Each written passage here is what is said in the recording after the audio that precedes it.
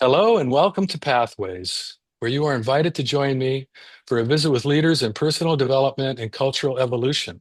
This is your host, Paul O'Brien. For centuries, women have fought for greater opportunity to make their own choices, build independent lives, craft powerful careers, and exercise their own agency. Interestingly, our guest today asks if perhaps this has been the wrong approach.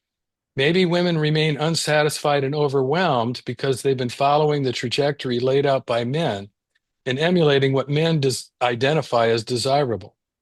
The book we're discussing today offers an alternative path for women and for anyone who wants to focus more on the feminine than the masculine, allowing us to manifest connection, communion, and compassion. Our guest today is Alanna Kaivalya, PhD, author of The Way of the Satisfied Woman, Reclaiming Feminine Power. Alanna is a best-selling author, spiritual leader, and expert on mythology, spirituality, and psychology. Her global network has more than 30,000 members, and she is host of the Leadership Podcast, originally launched in 2005. She earned a doctorate in mythological studies with an emphasis in depth psychology from Pacifica Graduate Institute and is a former board member of the Carl Jung Foundation. She lives in Southern California. Hello, Alanna, and welcome to the Pathways Show. I appreciate you having me on. Thank you so much. Now, this is a book about unraveling patriarchy's influence on women. And as far as I could tell, it's a book written for women, but I got a lot out of it. But I also questioned some of it. So we should have an interesting conversation. Great. So Looking forward what, to it. why don't we start by asking you to define patriarchy? I Yeah, mean, well, how much time do we have? Patriarchy is the culture that we live in. And, this isn't anything that I write about or talk about or discuss. It's not a condemnation of patriarchy or patriarchal values or masculinity or anything like that. So to just begin there. But for the last, it's difficult to put a timeline on it, but definitely the last 2,500 years and potentially even up to the last 8,000 years, our wow, society has developed as a patriarchal society, which just means that it centers the masculine and prioritizes masculine values over the feminine. And in a patriarchal culture, and indeed, really, in any culture that defines one over another, there is a hierarchy. There is a prioritization. And anytime a hierarchy or a prioritization occurs, it means that others are deprioritized or left behind.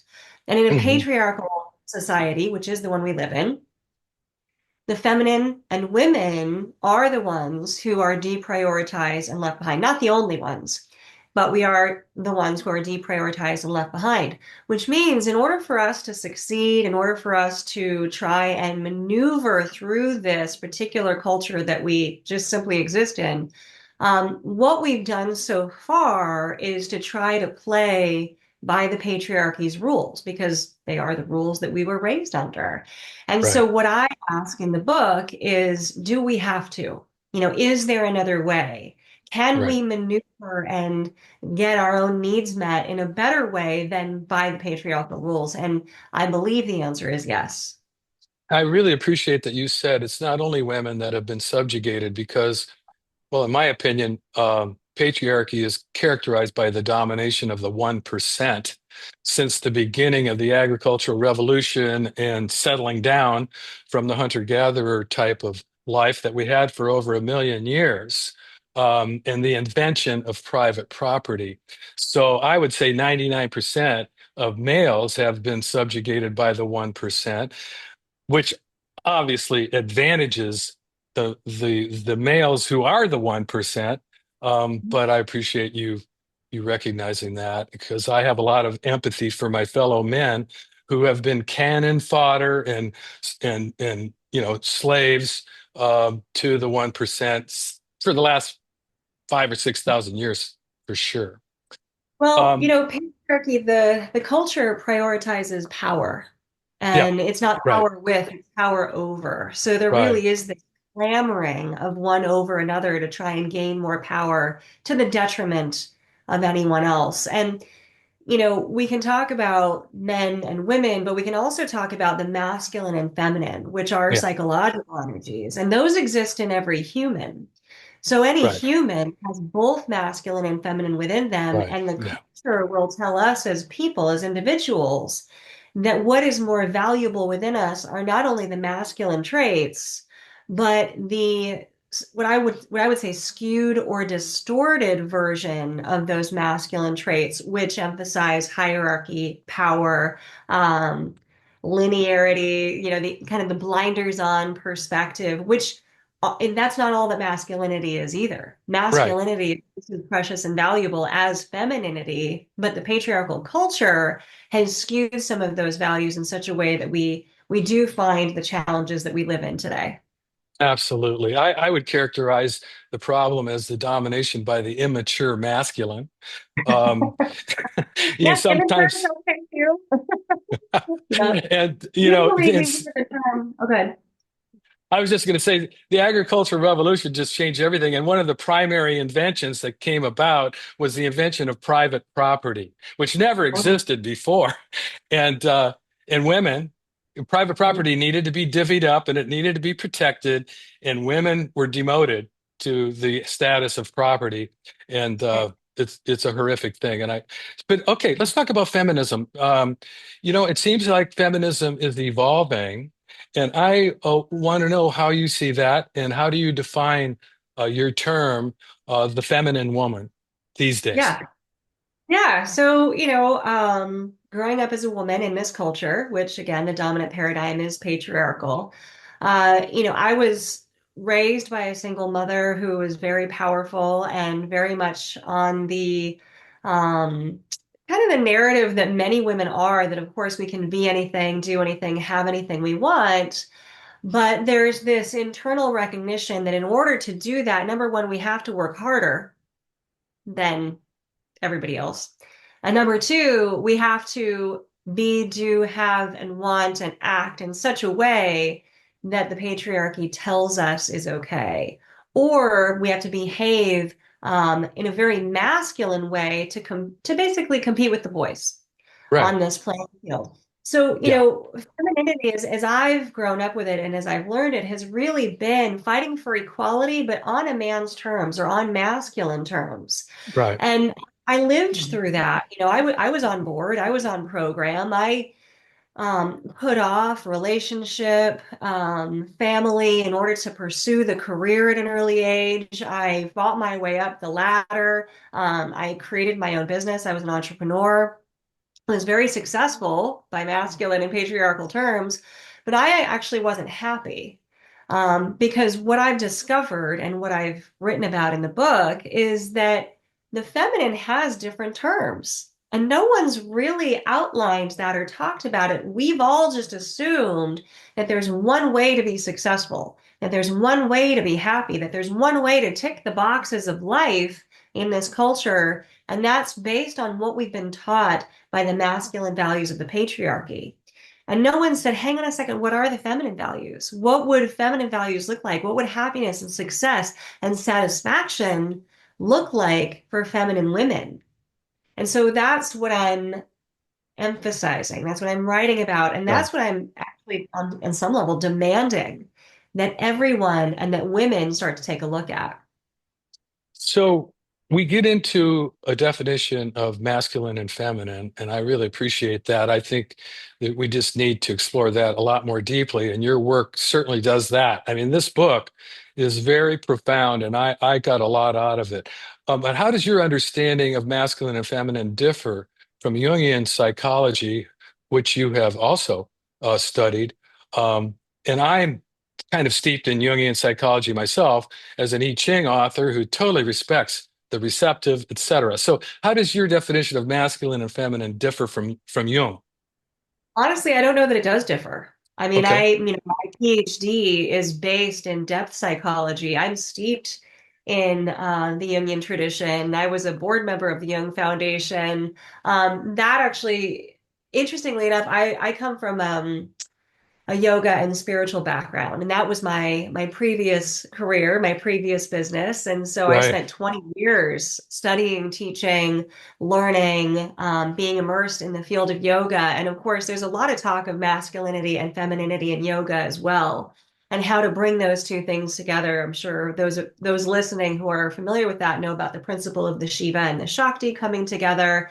And my Jungian studies brought that to life in a much more psychological way, that it doesn't have to be gendered, it doesn't have to be one-sided, that they both live within us. I mean, Carl Jung would talk about the anima and the animus, that Right. women have that psychological masculine within them that needs to be tended to, and that men have that psychological feminine that needs to be tended to. And I would say everyone has both masculine and feminine within them. And we all, as individuals, lean toward one or the other polarity most of the time. Even Right. the most feminine woman will need to kind of pull her masculine forward a little bit to, let's say, get the job done, or get to the finish line quickly and directly. Those are some really powerful masculine values that are really valuable in the right time and place. The challenge is when any person, but I'll talk about the feminine woman for now, Yeah. when any person embodies the wrong polarity too much of the time. And that's a huge trap for feminine women because we live in the patriarchy, because masculine values are so prominent. We think we need to don the mask of the masculine. That's what I call it, in order to put on enough bravado to face the world and get through our day and be appealing on the levels that we're supposed to be appealing, to achieve on the levels we're supposed to be able to achieve, to dominate and to succeed. Yeah. And wearing the mask of the masculine, when that's not your primary polarity, is unbelievably exhausting, overwhelming, Right. draining, disorienting, and destabilizing. Right. Right. So, right, for feminine women to find ways to drop that mask, pulling the masculine forward when it's necessary and good and right, but then being able to downshift into their feminine most of the time, because that's where we're going to feel most nourished, and that's when we're going to feel most ourselves. Right. So when you talk about our predisposition to lean one way or the other, um, how much of that do you feel is influenced by biology and differing brain structures? Because it's not all about culture. It's not all about biology either, but hormones are pretty powerful. And Yeah, and we know that, yeah, they are. everybody acknowledges the power of hormones when it comes to transsexuals, but I've never heard feminists, acknowledge the fact that having 30 times the testosterone, which is the average healthy male, is something to have a little empathy for. So what's Yeah, your take? testosterone is real, hormones are real. I don't think that these things can be discounted, so this is a great point. It isn't just, masculine and feminine to me are energies of the psyche, but we are whole and complete human beings. We have a Right, psyche, we have a body, we have a physiology, we have a spirit. All of these things come together to make us who we are. And of course, living in 2024, we know that there are many variations and iterations of these possibilities. So I'm certainly not here to say one is right or wrong or one over the other, but I do speak to feminine women, women born in a female body with all of the hormones that comes with, who tend to bleed every month, who are capable of bearing children, because that hormonal makeup has a tremendous influence on our psyche. We change every single month psychologically because of our hormones. Now, everyone knows that. I actually just watched the season finale of Yellowstone last night. And even in the season finale of Yellowstone, they have the young teenage boy saying to his mom, "Oh, it must be that time in the month." wow, So there's a ubiquitous recognition that women's psychology is going to fluctuate. Our lives are based in change in a way that biological men's lives are not. We have a very finite period of time that we can do things or not right, do things. We right, go through menopause. We're one of three mammals on the planet that go through menopause and live beyond our breeding years. Hmm. The hormonal changes just every month create differences for us. We have to live with and be okay with a constant state of flux. And that influences us profoundly because I remember when I was a kid, my father used to say, a woman's prerogative is to change her mind. And I ran right to the dictionary and looked up prerogative. I was like, what is prerogative? And it means basically inbuilt within a woman is her capacity to fluctuate and change her mind whenever she needs to. And that's a powerful gift of the feminine because Right. it's the feminine's ability to shift and change, and particularly change our mind, our outlook, our scope, our direction, that creates change in the world. The first one to notice that things need to shift is going to be the feminine. Feminine within anybody, but especially within the feminine woman. She's going to be uncomfortable first and speak it out to the masculine. The masculine kind of carries on. They don't have this That's right. That's inbuilt right. desire to shift all the time. They want to set a path and they want to go for it. Right. And the feminine is going to say, you know what? We need a bit of a course correction here. And the receptive masculine will value that insight, that intuition from the feminine, and help to shift the direction and then go. So Yeah. these things absolutely work in confluence with each other. They work best when they are understanding and receptive to one another. But it is within the feminine and our continuously shifting biology that we get this gift of Oh, both intuition and change. absolutely. And I think a really enlightening book I recently read was The Female Brain by a female neuroscientist. Oh my Okay. God.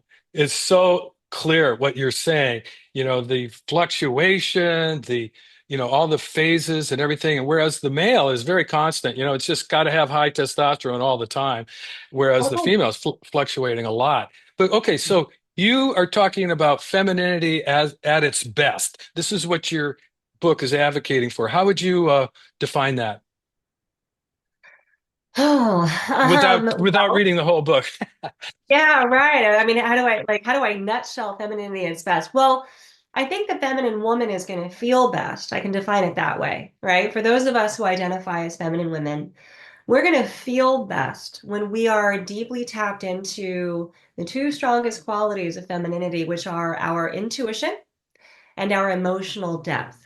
Okay, two things that the feminine have long been vilified for, because when these things are empowered, when they are at their strongest within the feminine women, they can become agents of change and they can be confronting to those who don't want change. Right. So, they've been Okay. suppressed and kind of pushed down and vilified because of that. But change is necessary. Change is a part of our world. I mean, we go from spring to summer to fall. We live through it every year. And then somehow, when we try to create it in our world, in our family structures, in our culture, in our work relationships, it can be confronting. Now, let's say that it's not. And we've got the feminine woman who is fully empowered in her intuition and her emotional depth. She's going to use those things, those qualities as her litmus test for how things are going. A feminine woman needs to feel good to know that her world is safe. She needs to feel supported, safe. She needs to feel cherished. And she's always going to be checking in with her intuition and her emotions to let her know that things are on the right track. She is safe. She is supported. Other strong feminine qualities that when a feminine woman is safe and supported are her creativity, which comes out in many ways. Of course, the most probably obvious womanly way is procreation.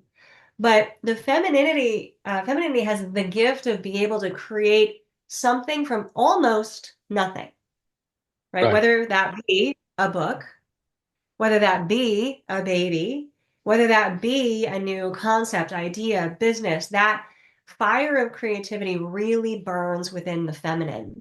And we're able to tap into it and create new things that have never been thought of before when we feel completely in our fullness. Another Beautiful. gift of is pleasure. So the feminine woman runs pleasure through her body, loves to feel pleasure. Some ways that women often feel pleasure are through movement, dancing, any kind of movement of the body. Of course, lots of ways, eating, being with friends, anything that you feel pleasure. But when a woman runs that through her body, it naturally extends out to those around her. Femininity loves communion, collaboration, community. So my mom used to say, if mama ain't happy, ain't nobody happy. But we can extend that to women. When women feel pleasure, when women are happy, it radiates outward. So it's never a selfish project to become a fully empowered and embodied feminine woman because as you do, you're going to be creating new things for the world around you. You're going to be running pleasure through your body out toward the world around you. You're going to be shifting the course of your community, family, social groups in order for everyone else to benefit. So it's really a powerful kind of landscape we create as a feminine woman. Now, I sort of had a problem with you redefining the four stages of a woman's life. I wondered about your argument that the lover, what is it? The maiden, the lover, the mother, and the crone. Um, Of course, nobody likes the word the crone, but I wondered about your position that the lover and the mother are archetypes that are more in service to the masculine than the feminine. Because I know a lot of women who choose to be mothers on their own, and lovers for that matter, of their own accord. well, they choose now to be lovers and mothers on their own. This is a very recent evolution in our culture that that's even possible. I mean, it's even within my lifetime Well, that whether women. they choose it on their own or not, a lot of women love being mothers and have throughout history. Absolutely, of course. I'm not saying that the choice to be a mother is only about the man, but a man, our friend Carl Jung, defined those archetypal figures and was looking from the perspective of his own maleness. And Of instead of course, just yeah. looking at it from the self-effulgent woman, what might she want or what might she like? Kind of labeled it in those ways. So that's where I took issue with it, that those have been assigned to women, not by us, but for us. And they don't necessarily reflect the fullness of what a woman can be and do throughout her lifetime. And they're not necessarily solely on a woman's terms. I had a real revelation when I was in my very early 20s with my grandmother. I dedicate the book to her, actually. She was raised in a time and place where she had almost no agency. She was in a prison camp in World War II and then was stuck there as a refugee for 13 years after the war because she had nowhere to Oh, go. mm. She was effectively forcibly married to my grandfather, who was an incredible man, but she had to be taken care of. She was 15 at the time. He was 10 years older. I mean, this was less than 100 years ago. Okay, so this is not far off in history. This is recent enough that I have memory of my grandmother telling me these stories. Now, in my early 20s, she was in the kitchen with me, and it was right after my grandfather had died, and she just started sharing. She just started sharing things that she couldn't share while he was alive.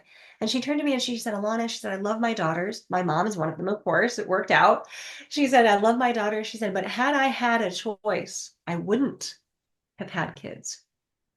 Right. I loved my Oh, career. okay. I wanted to She be didn't a feel career she woman. had a choice. That was her Yeah, designated role. Yeah. was her Okay. designated role. Point well taken. So I just We're wanted this to is give women the option, like motherhood, and in my early 20s, people asked me, well, when are you going to have a baby? As if that was a fait accompli. And usually it the might. person asking that is your mother. True, true. It wasn't in my case, but I Uh-huh. just want women to have choice. And if they Right. choose mother, awesome. If they Me too. choose I've not. never tried to encourage a woman to be a mother. Now, a lover, being a lover is kind of good for everybody if there's some kind of balance there. Yes, Boy, if there's a we are so running out of time, and it's unbelievable. Whether so we could go on. I wish the show was a lot longer, and maybe we should have an extension to this because you do say some really positive things about relationships, including relationships between men and women, and how women are healed through relationships. So I think I'll just ask you to talk for a minute on that, and then we're going to have to close the show. Absolutely. I mean, as human beings, all human beings are hardwired to be in connection with one another. And in psychology, we often say that we are broken in relationship from our early childhood, but then we are healed in relationship. And one of the messages that we've gotten as women in this patriarchal culture, the patriarchal culture really values do it yourself, the individual, everything Right. by yourself, for yourself, all of the time. And I can't tell you how often I hear this narrative of, I don't need a man, I can be by myself, I can do it myself. And the truth is, absolutely, you can. Of course, you can. But let's not cut ourselves off from the beauty of connection because the feminine truly thrives in connection. And when we have the balance between masculine and feminine in intimate partnership, that is some of the greatest foundation for our own personal growth. We can only take ourselves so far by ourselves. It's in relationship that we're able to just achieve catastrophic or not catastrophic, sorry, astonishing growth for each other, but also for ourselves. I guess sometimes it can be catastrophic. Sometimes you got to go through the breakdown before you can have the breakthrough, but Right. hopefully it makes sense. Yeah, well, that's beautiful. I mean, what a great book. How connecting to femininity energizes women, how the definition of success has to change. I wrote about some of these things in my book, Intuitive Intelligence, which is promoting intuition for everybody. But Yeah, I want to just thank you for being on the show. There's so much more we absolutely. could explore, and maybe we'll do it again. But for now, we have run out of time. And I want to be sure to tell our listeners about your website, thesatisfiedwoman.com. All one word, The Satisfied Woman.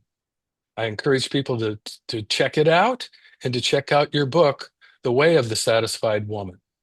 Now, for those who may have tuned into Pathways late today, this is your host, Paul O'Brien, author of Intuitive Intelligence, a book that shares the theme of pathways, which is personal and cultural evolution. Now, don't worry, you can play and or share this interview in its entirety whenever you want via the internet or as a free podcast, and I'll tell you how in a minute. Today, we've been visiting with Alanna Kaivalya, author of The Way of the Satisfied Woman, Reclaiming Feminine Power. And I want to say thank you to all our listeners for tuning into Pathways, which is broadcast and streamed on the internet at www.kboo.fm every Sunday morning at 8:30 USA Pacific Time. Even better, podcasts of today's show, which you can listen to and forward to others, are available for free at divination.com. That's spelled DIVI nation.com, as well as Paulo's YouTube channel and other free podcast servers. Thanks for tuning in, and thanks for listening to volunteer-powered, community-supported KBOO.